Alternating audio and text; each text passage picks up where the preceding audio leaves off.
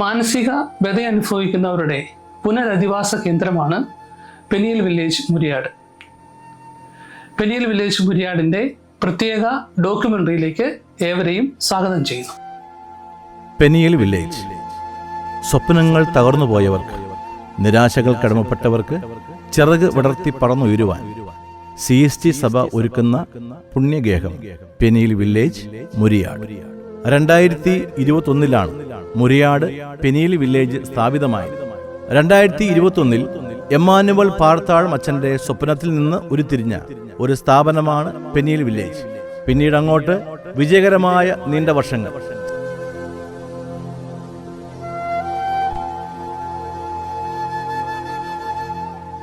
CST ഫാദേഴ്സിന്റെ നിശ്ചയദാർഢ്യവും കഠിനാധ്വാനവും തീക്ഷ്ണമായ മനോഭാവവും കൊണ്ട് പടുത്തുയർത്തിയ പുണ്യസ്ഥാപനം.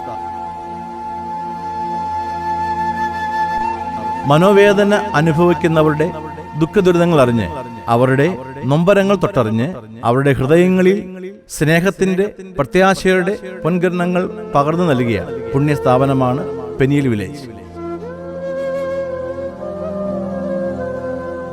മറ്റ് പുനരധിവാസ കേന്ദ്രങ്ങൾക്ക് മാതൃകയാവുകയാണ് പെനിയൽ വില്ലേജ്. ഈ സ്ഥാപനത്തിലൂടെ ധാരാളം ആളുകൾക്ക് സമൂഹത്തിന്റെ മുഖ്യധാരയിലേക്ക് ഇറങ്ങിച്ചെന്ന് പ്രവർത്തിക്കുവാനും കഴിഞ്ഞു എന്ന കാര്യത്തിൽ യാതൊരു സംശയവുമില്ല.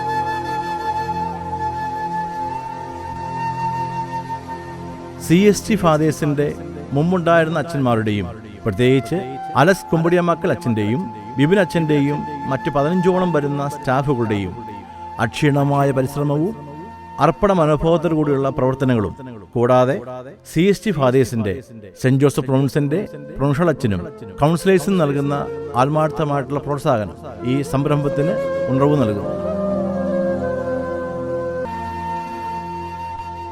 അങ്ങനെ പെനിയൽ വില്ലേജ് പുരോഗതിയിൽ നിന്ന് പുരോഗതിയിലേക്ക്, നേട്ടങ്ങളിൽ നിന്ന് നേട്ടങ്ങളിലേക്ക് വിലയേറിയ പ്രവർത്തനങ്ങളിലൂടെ അനുദിനം മുന്നോട്ട് കുതിക്കുകയാണ്.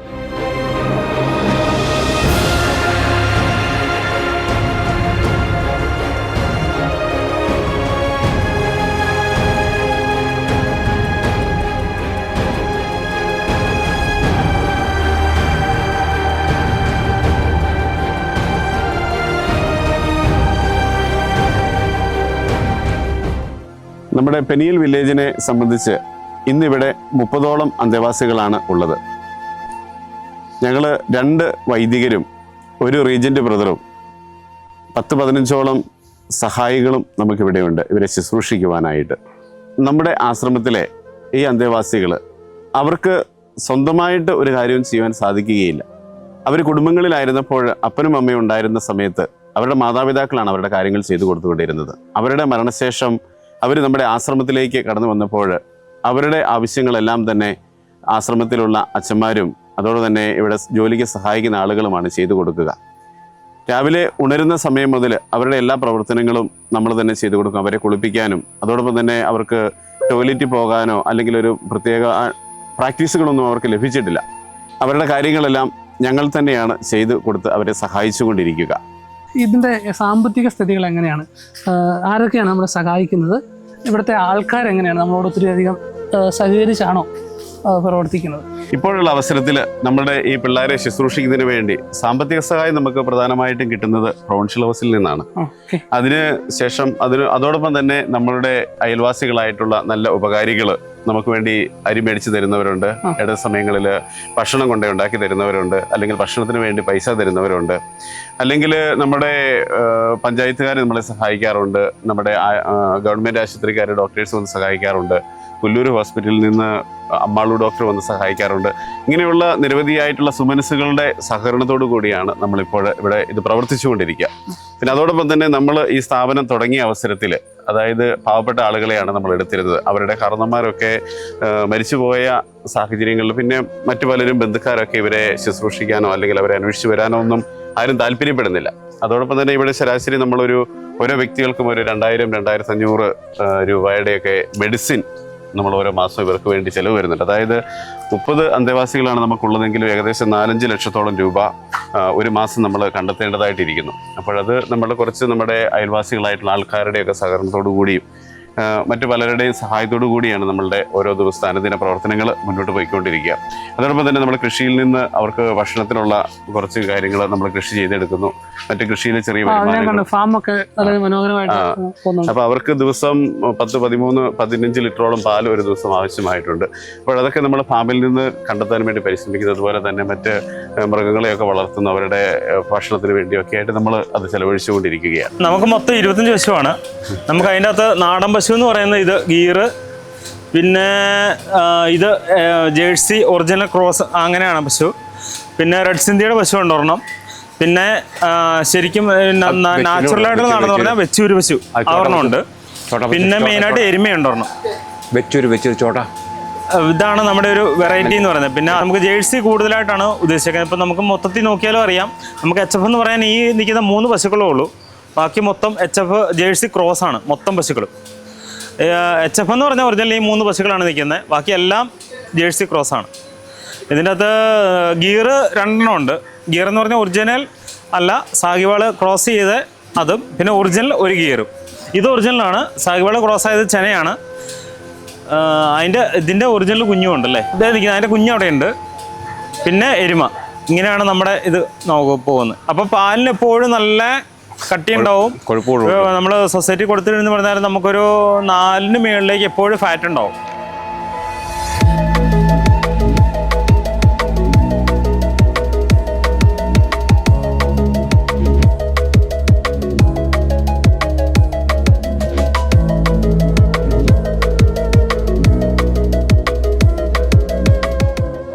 അപ്പോൾ ഇവിടെ ഈ സ്ഥാപനം വന്നിട്ട് എത്രയാണെന്ന് എനിക്കിങ്ങനെ ഓർക്കണില്ല.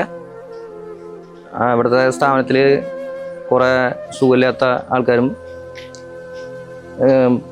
പ്രായമുള്ള ആൾക്കാരുണ്ട്, പ്രായം കുറഞ്ഞ ആൾക്കാരുണ്ട്. ഇതിൽ ആരും അങ്ങനെ മിക്ക കുട്ടികളും പരമാവധി കുട്ടികൾക്കും വയ്യാത്ത തരത്തിലുള്ള ആൾക്കാരുകളാണ്. സംസാരശേഷിയും പിന്നെ മന്ദഗതിയൊക്കെ ആയിട്ടുള്ള ആൾക്കാരുകളാണ് കൂടുതലും. ഞങ്ങളവിടെ ഇടയ്ക്ക് പോകാറൊക്കെ ഉണ്ട്. അവിടുത്തെ വിശേഷങ്ങളൊക്കെ എന്നറിയാൻ വേണ്ടിയിട്ട് കുട്ടികളെ കാണാറുണ്ട്. പിന്നെ എന്ന് വെച്ചിട്ടുണ്ടെങ്കിൽ ഈ സ്ഥാപനം കൊണ്ടു നടക്കുന്ന അവിടുത്തെ അച്ഛന്മാർക്കൊക്കെ ഞങ്ങൾക്ക് അവരോട് വളരെ ഒരു പ്രിയം തോന്നണം. എന്ന് വെച്ചിട്ടുണ്ടെങ്കിൽ ഇങ്ങനെ ഒരു സ്ഥാപനം വളരെ ഭംഗിയായിട്ട് കൊണ്ടു നടക്കണമെങ്കിൽ. പിന്നെ അച്ഛന്മാരും അവിടുത്തെ ബാക്കിയുള്ള പരിചരിക്കുന്ന ആൾക്കാരുകളൊക്കെ വളരെ സൗമ്യമായിട്ടുള്ള ആൾക്കാരുകളാണ്.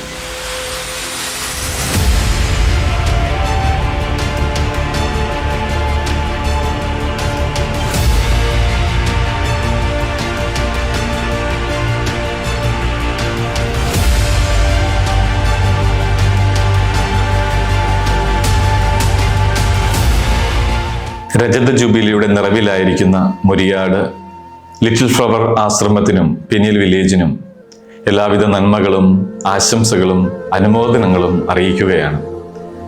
ചെറുപുഷ്പ സഭയുടെ ആലുവ സെന്റ് ജോസഫ്സ് പ്രോവിൻസിന്റെ കീഴിൽ വിശ്വാസത്തിൽ നിന്ന് ജനിച്ചതും കാരുണ്യത്തിലൂടെ പരിപോഷിക്കപ്പെടുന്നതുമായ ഈ പുണ്യസ്ഥലം മാനസികമായും ശാരീരികമായും വൈകല്യമുള്ളവർക്കും നിരാലംബരായവർക്കും പ്രത്യാശയുടെയും രോഗവിമുക്തിയുടെയും ഒരു പുണ്യസങ്കേതമായി മാറിയിരിക്കുകയാണ്.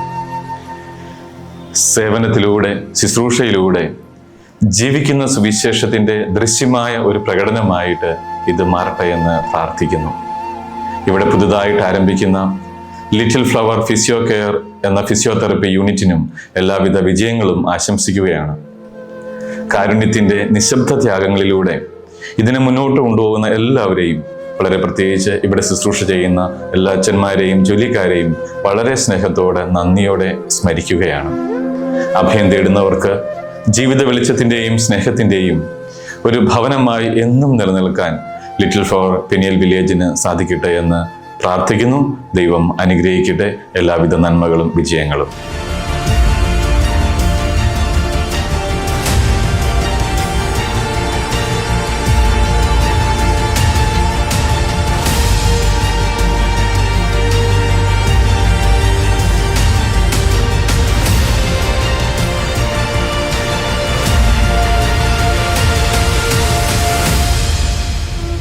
നമ്മുടെ ഈ ആശ്രമം 25 വർഷം പൂർത്തിയാകുമ്പോൾ നമ്മുടെ ഇവിടെയുള്ള അന്തേവാസികളെ സംബന്ധിച്ചും അവരും വളരെയധികം പ്രായമായ വ്യക്തികളാണ്. 35 വയസ്സ് മുതൽ 75 വയസ്സ് വരെയുള്ള ആളുകളാണ് നമ്മളിവിടെ അന്തേവാസികളായിട്ട് നമുക്കിവിടെ ഉള്ളത്. അവരുടെ ആരോഗ്യത്തിൻ്റെ പുനർക്രമീകരണത്തിനും അതോടൊപ്പം തന്നെ നമ്മുടെ ആശ്രമത്തിന് ചുറ്റുമുള്ള ആളുകൾ, സാധാരണക്കാരായ ആളുകൾക്കും ഉപകാരപ്പെടുന്ന രീതിയിൽ അവരുടെ ആരോഗ്യം പരിരക്ഷിക്കുന്നതിന് വേണ്ടിയാണ് നമ്മൾ ഫിസിയോതെറാപ്പി യൂണിറ്റ് ഇവിടെ ആരംഭിച്ചിരിക്കുക.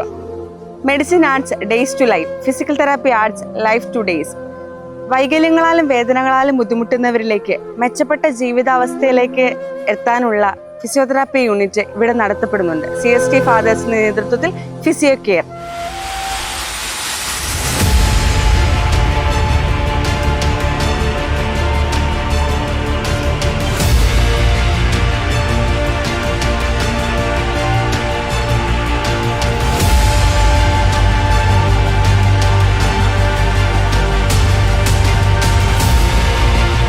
രജത ജൂബിലി ആഘോഷിക്കുന്ന കുരിയാട് CST ആശ്രമത്തിനും അതിനോടനുബന്ധിച്ച് പ്രവർത്തിക്കുന്ന പെനിയൽ വില്ലേജിനും കുരിയാട് സെന്റ് ജോസഫ് ഇടവകയുടെ ആശംസകളും അഭിനന്ദനങ്ങളും അറിയിക്കുകയാണ്.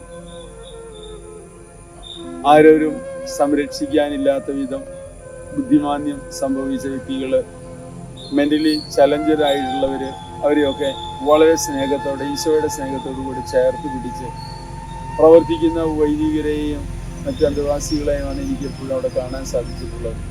25 വർഷം പിന്നിടുമോ കൂടുതൽ ദൈവാനുഗ്രഹത്തോടെ ഇത് കുറേയും കൂടെയും പൊതുജനത്തിന് സംലഭ്യമാകുന്ന രീതിയിൽ കാര്യങ്ങൾ ക്രമീകരിക്കുന്നു എന്നറിയുന്നതിൽ സന്തോഷമുണ്ട്. ജൂബിലി ആഘോഷങ്ങൾക്ക് എല്ലാ മംഗളങ്ങളും ആശംസകളും ഏറ്റവും ഹൃദയപൂർവ്വം നേരുന്നു.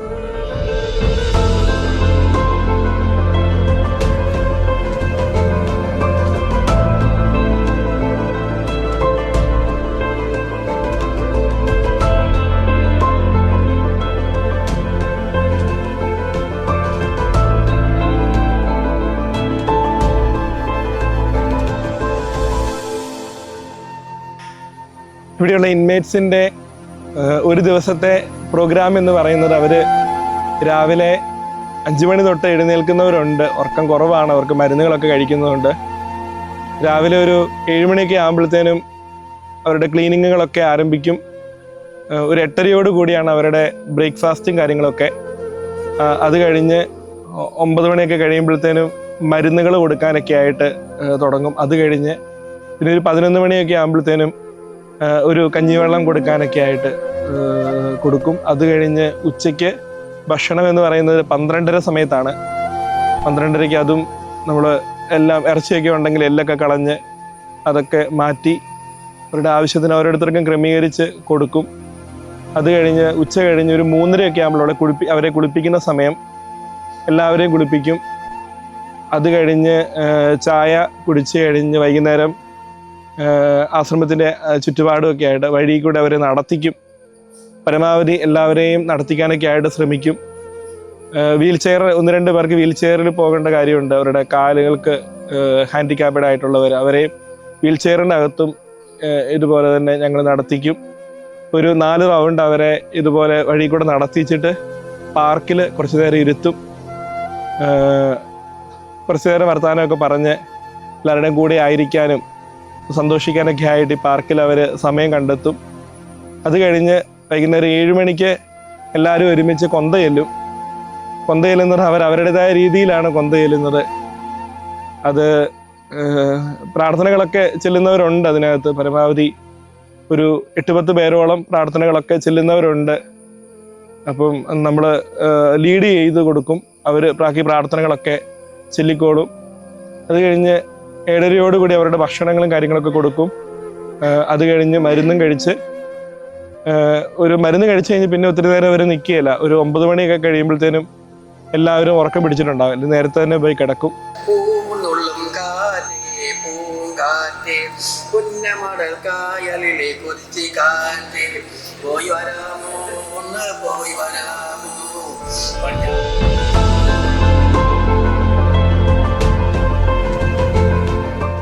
ഫിലോസഫി കാലഘട്ടം കഴിഞ്ഞ് ഇവിടെ വരുമ്പോൾ ആദ്യമൊക്കെ എനിക്കൊരു ആകാംക്ഷ ഉണ്ടായിരുന്നു, ഇവിടെ എന്തൊക്കെ ആവുമെന്ന്.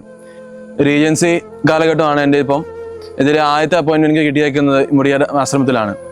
ഈ ആശ്രമത്തിൽ ഞാൻ പൊതുവേ ചെയ്യുന്ന ശുശ്രൂഷ എന്ന് പറയുന്നത് ഇവിടുത്തെ അന്തേവാസികളെ ശുശ്രൂഷിക്കുക എന്നൊക്കെയാണ്.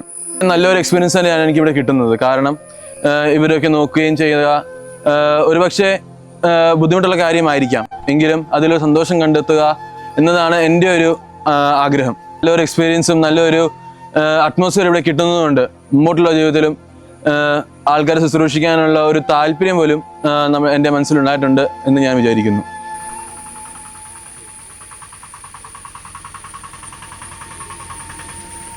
നമ്മുടെ ആശ്രമത്തിനെ കുറിച്ച് പറയാൻ വെച്ചിട്ടുണ്ടെങ്കിൽ നമ്മുടെ ആശ്രമം ഇവിടെ അന്തേവാസികളുണ്ട് നമുക്ക് കുറച്ച്. അപ്പോൾ അവരുടെ കാര്യങ്ങളൊക്കെയാണ് നമുക്കിവിടെ ഏറ്റവും പ്രധാനമായിട്ടുള്ളത്. പിന്നെ അവിടെ പ്രയർ, അതുമാതിരി അന്തേവാസികൾക്കുള്ള കാര്യങ്ങൾ, ഇതൊക്കെ ഇവിടെ നല്ല രീതിയിൽ ഞാൻ എൻ്റെ ചെറുപ്പം മുതലേ ഞാൻ ഇവിടെ കളിച്ചു വളർന്ന 4 മുതൽക്ക് ഞാൻ ആശ്രമമായിട്ട് അടുപ്പമുള്ളതാണ്. ഇവിടുത്തെ നല്ല അഭിപ്രായമാണ് നമുക്ക് എല്ലാവർക്കും ഉള്ളത്. ഈ ആശ്രമമായിട്ട് എനിക്കൊരു 10-20 വർഷമായിട്ടുള്ള ബന്ധമാണ്. എല്ലാ അച്ഛന്മാരായിട്ടും ബന്ധമാണ്. നമ്മുടെ സ്ഥിരം കസ്റ്റമറാണ് കടയിലത്തെ. ഒരു 14-15 വർഷത്തോളമുണ്ട് നമ്മുടെ കടയിലെ സ്ഥിരം കസ്റ്റമറാണ്. സാധനങ്ങൾ പഴമായാലും എന്തെങ്കിലും ആയാലും അതൊക്കെ നമ്മൾ ഫ്രീ ആയിട്ട് കൊടുക്കലും കാര്യങ്ങളും, അതേപോലെ നമ്മൾ കടയിലെ അച്ഛനും എല്ലാവരുമായിട്ടുള്ള നല്ല ഫ്രണ്ട്ഷിപ്പും കൂടിയാണ്.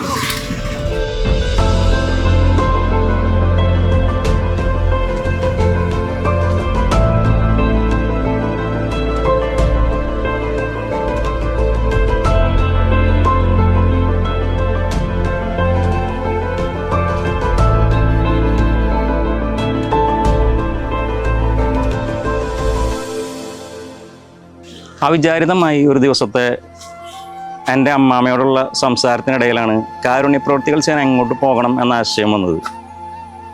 അമ്മാമ്മ എൻ്റെ അടുത്ത് പറഞ്ഞു, ഇവിടെ അകലേക്കൊന്നും പോകേണ്ടതില്ല, ഇവിടെ അടുത്ത് തന്നെ CST ആശ്രമം ഉണ്ടല്ലോ. അങ്ങനെ ഒരു ദിവസം 7 മണിക്കുള്ള വിശുദ്ധ കുർബാനയിൽ സംബന്ധിക്കുവാനായി ഞാൻ CST ആശ്രമത്തിലേക്ക് പോയി. ഈ കുർബാനയ്ക്ക് ശേഷം വ്യക്തിപരമായി ഞാൻ അച്ഛനെ കാണുകയും സംസാരിക്കാനും ഇടവന്നപ്പോൾ അച്ഛൻ എന്നോട് പറഞ്ഞ 2 കാര്യങ്ങളാണ് എന്നെ വീണ്ടും CSTയിലേക്ക് പോകാൻ പ്രേരിപ്പിച്ചത്. കഴിഞ്ഞ ഏതാനും വർഷങ്ങളായിട്ട് 50 അന്തേവാസികൾ താമസിക്കുന്ന ഈ ആശ്രമത്തിൻ്റെ ഓരോ പ്രവർത്തനങ്ങളിലും ഇവിടുത്തെ നാട്ടുകാരും മറ്റുള്ളവരും പുറമേ നിന്നുള്ള ചില ചാരിറ്റി പ്രവർത്തകരും ഇടപെടുന്നുണ്ടെന്ന് എനിക്ക് മനസ്സിലായി.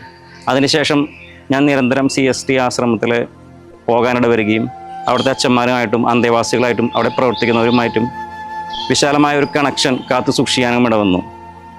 എനിക്കെപ്പോഴും CST എന്ന് പറഞ്ഞാൽ കരുണ നിറഞ്ഞവർ കരുണ കൊടുക്കുന്ന ഒരു സ്ഥാപനം കൂടെയാണ്.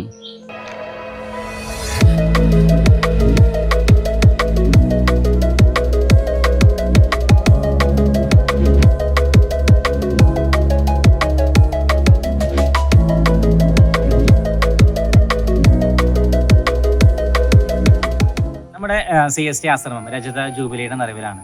നമുക്കറിയാം, മാനസികമായി വെല്ലുവിളി അനുഭവിക്കുന്നവരൊക്കെ ചേർത്ത് പിടിക്കാനായിട്ട് നമ്മുടെ ലിറ്റിൽ ഫ്ലവർ ആശ്രമം CST ഫാദേഴ്സിൻ്റെ നേതൃത്വത്തിൽ നമ്മൾ ഇവിടെ ഉണ്ട് എന്നുള്ള കാര്യം അറിയാം. അവരുടെ രജത ജൂബിലിയുടെ ആഘോഷത്തിൻ്റെ ഭാഗമായി ഒരു ഫിസിയോതെറാപ്പി സെൻ്ററും കൂടി ഇവിടെ ആരംഭിക്കുന്നു. സെൻ്ററിനും പിനിയേരി വില്ലേജിനും എല്ലാവിധ ആശംസകളും നേരുന്നു.